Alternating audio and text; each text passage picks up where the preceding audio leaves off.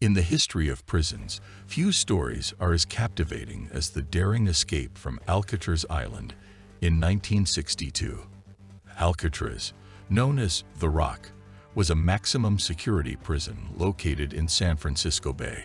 It had a long history dating back to the Civil War, but in the 1930s, during a nationwide crackdown on crime, it became even more secure.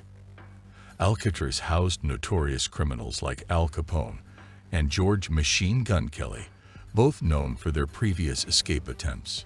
The prison was made even more secure with stronger bars, guard towers, and strict rules, making it seem impossible to escape from. Despite these measures, between 1934 and 1963, 36 men attempted 14 escapes.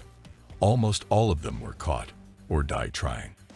Welcome back once again to Docutainment's videos. Yet, the fate of 3 inmates who escaped in 1962 remains a mystery. Their names were Frank Morris, John Anglin, and Clarence Anglin, and their story is one of audacity and intrigue. Frank Morris, a seasoned criminal with convictions for bank robbery and burglary, arrived at Alcatraz in 1960. Later that year, John Anglin, known for his previous escape attempts, joined him, followed by his brother Clarence in early 1961. These men knew each other from earlier prison sentences and ended up in neighboring cells at Alcatraz. In their cells, they hatched a bold plan to escape. Frank Morris, known for his intelligence, took the lead with assistance from another inmate, Alan West. Their plan was nothing short of brilliant. On the morning of June 12, 1962, during a routine bed check, prison guards made a startling discovery. 3 inmates, John Anglin, Clarence Anglin, and Frank Morris, were missing from their cells. In their beds were lifelike dummy heads made of plaster, paint, and human hair, designed to fool the guards. The prison immediately went into lockdown, and an intense search began.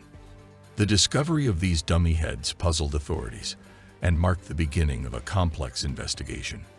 The FBI got involved, gathering information from across the country about the missing prisoners and their previous escape attempts. They also interviewed the inmates' relatives and asked boat operators in the bay to be vigilant. Within 2 days, a breakthrough occurred when a packet of letters related to the escapees was found, sealed in rubber. This provided crucial leads. Pieces of wood resembling paddles and fragments of rubber inner tubes were discovered in the water. A homemade life vest was also found on Cronkite Beach. However, despite extensive searches, no other items were recovered. As the investigation continued, a clearer picture of the escape plan emerged. The inmates had started preparing in December of the previous year when they found old saw blades. They used homemade tools, including a drill made from a broken vacuum cleaner, to loosen the air vents in their cells. This allowed them to remove sections of the wall, which they concealed with various materials. Behind their cells was an unguarded utility corridor that they accessed. They climbed to the roof of their cell block within the prison, where they set up a hidden workshop. They used stolen and donated materials to create what they needed for their escape.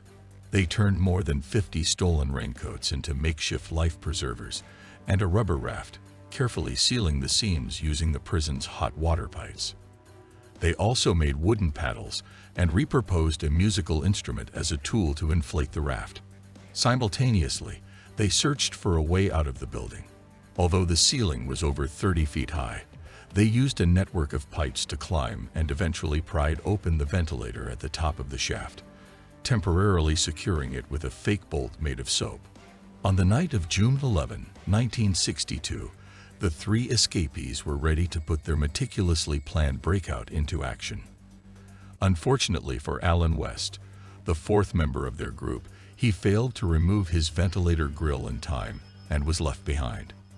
The remaining trio entered the utility corridor, collected their equipment, ascended through the ventilator, and reached the prison roof. From there, they descended the bakery smokestack, climbed over the prison fence, and quietly made their way to the northeast shore of the island, where they launched their raft. What happened next remains a mystery. Did they successfully cross the bay? reach Angel Island, and continue their journey to Marin County, as they had planned? Or did the challenging winds and waves of San Francisco Bay prove insurmountable? Many have put forth theories suggesting the escapees could have survived, but doubts remain. Swimming across the bay would have been incredibly difficult due to strong currents and cold water. Additionally, their plan included stealing clothes and a car on land, yet no such thefts were reported. There's also no substantial evidence suggesting they received assistance from their families, who likely lacked the means to support them. Over the 17 years of FBI investigation, no credible evidence emerged to suggest that the men were still alive, either in the United States or abroad. The FBI officially closed the case on December 31, 1979, transferring responsibility for further investigation to the U.S. Marshals Service. Today, the Marshals Service continues to probe this enigmatic case, holding on to the slim hope that these elusive escapees may still be alive. The escape from Alcatraz is a story of audacity, cunning, and an enduring mystery. The waters of San Francisco Bay hold their secrets, leaving us to wonder whether these men defied the odds and found freedom, or met a different fate. The legend of Alcatraz endures, a testament to the human spirit and the mysteries that continue to captivate our imaginations. I hope you like, subscribe, and share this video of Docutainment.